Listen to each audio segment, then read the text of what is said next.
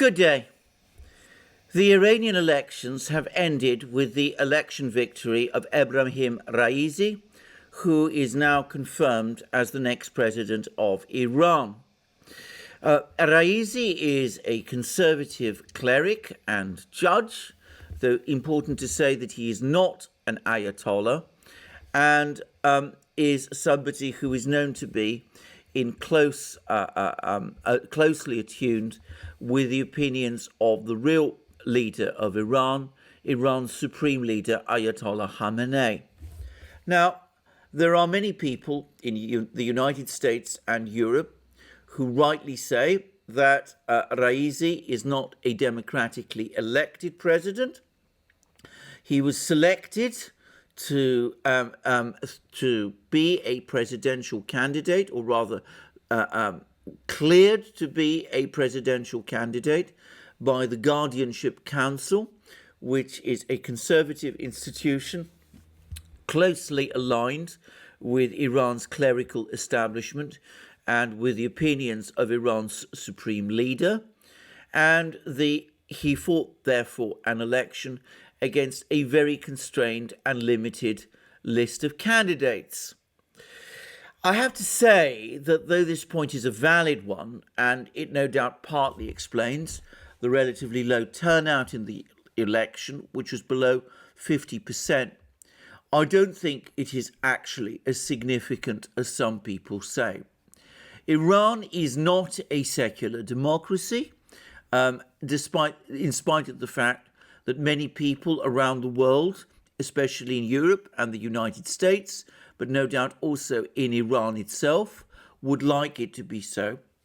It is an Islamic republic, and as an Islamic republic, it operates its institutions and its elections in a way that are in conformity with its nature as an Islamic republic and with overall control of the nation, which remains very much in the hands of the clerical leadership and the supreme leader.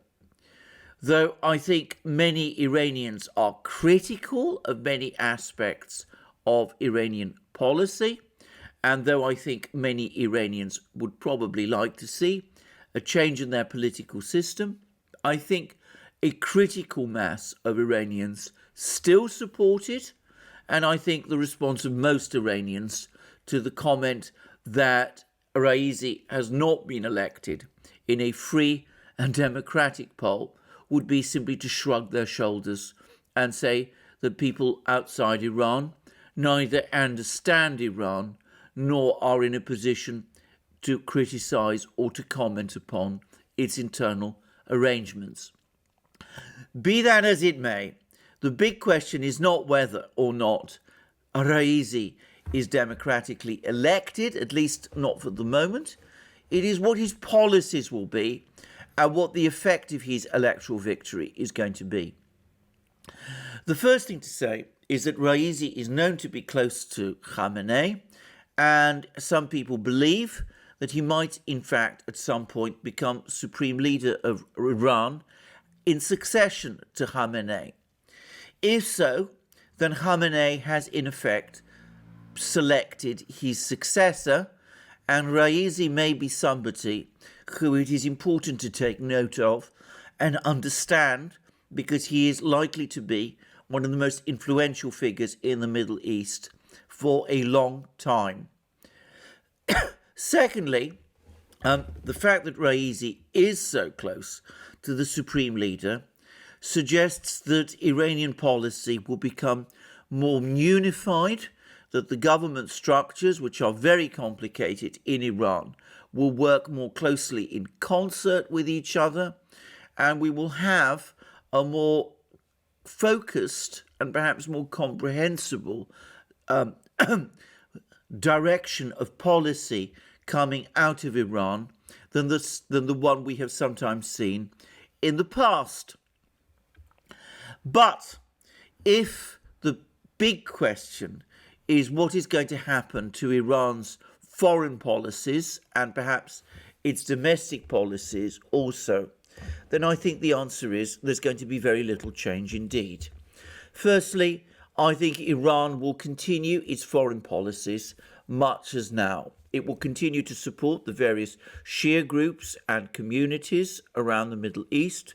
It will continue to back Hezbollah in Lebanon, President Assad in Syria. It will continue to exercise great influence over the Shia communities in Iraq and through them over the Iraqi government. And it will continue to back the Houthis in Yemen. And some of the support it will give will be more than just verbal. It will also come in the form of advice and advisors and technical assistance and sometimes weapons and occasionally money. It will also continue to take a stridently anti-Israel line, and it will continue to back Hamas in Palestine, or at least in the Gaza Strip. And of course, and not least, I suspect it will continue at least its verbal challenge to the United States in the Middle East and its difficult relations with Saudi Arabia and other countries. Domestically, I think it will be more of the same. There have been many people at many times who talk about how various reformist figures in Iran want to make fundamental changes to the structure of the Iranian economy. None of these changes have ever truly happened, and I don't expect that they're going to happen now. Iran's economy, like much else about the country, is difficult for outsiders to understand. It's often chaotic, or seems to be.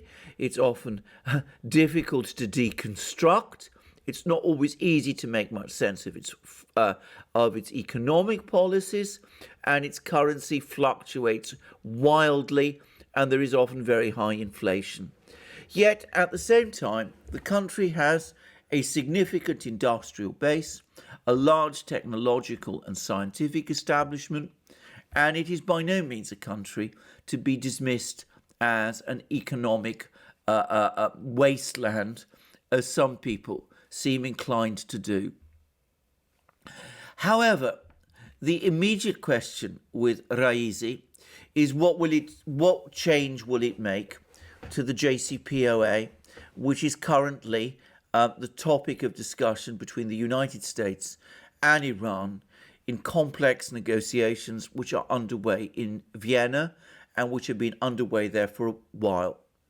There are some people who think that Raisi, being a conservative and a hardliner, will want to tear the JCPOA up and conceivably might even want Iran to press ahead and acquire a nuclear bomb and a nuclear weapons capability. I am not of that view. I think that the negotiations in Vienna will continue much as they have, and that at some point this year we will see a deal done between Iran and the United States, which will revive the JCPOA in something that closely approximates to its original form.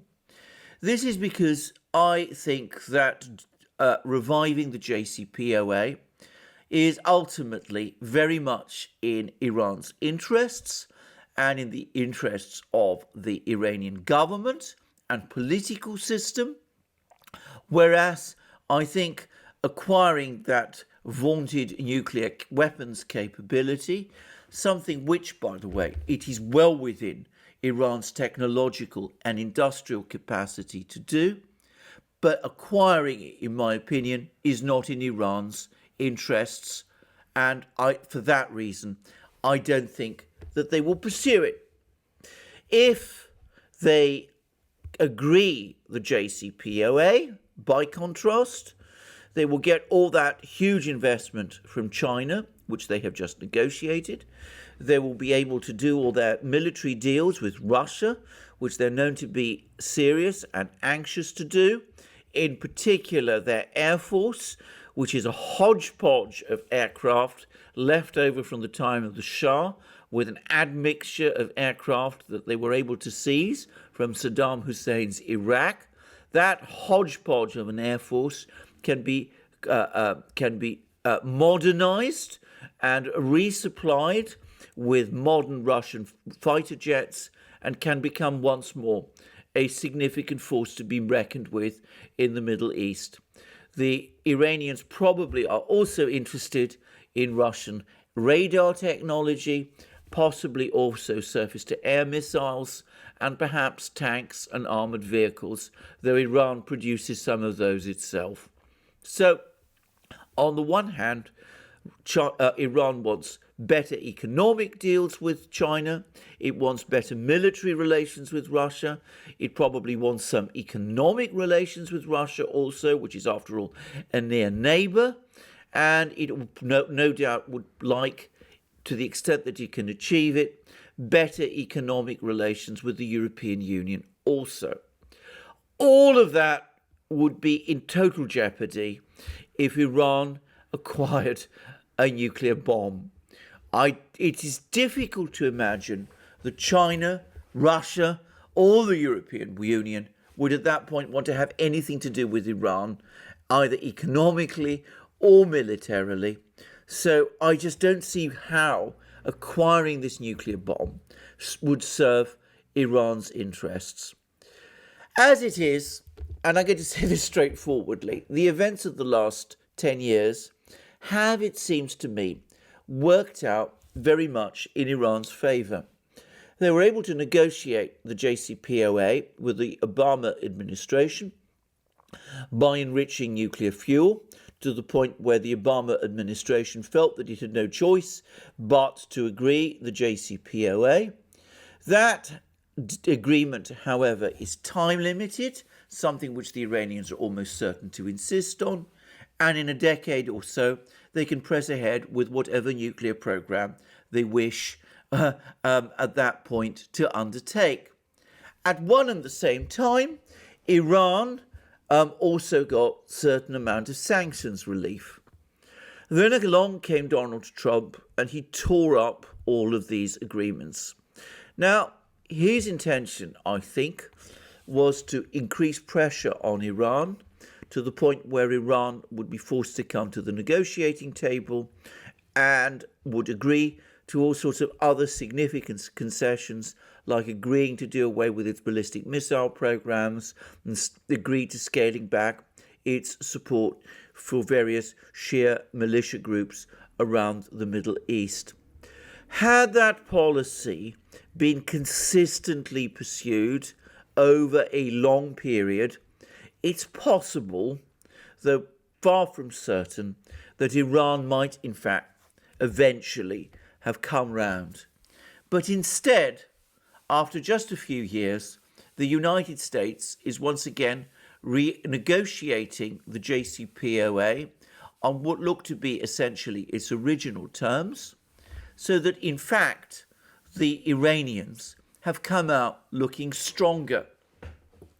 Far from having to make further concessions to the United States, as Donald Trump might have wished, they can argue in future that they waited out the United States, and in the meantime they've been able to present themselves to countries like Russia and China, and to some extent to the European Union, as the aggrieved party, and to forge ahead with all those deals with China on economic investment and with Russia in terms of military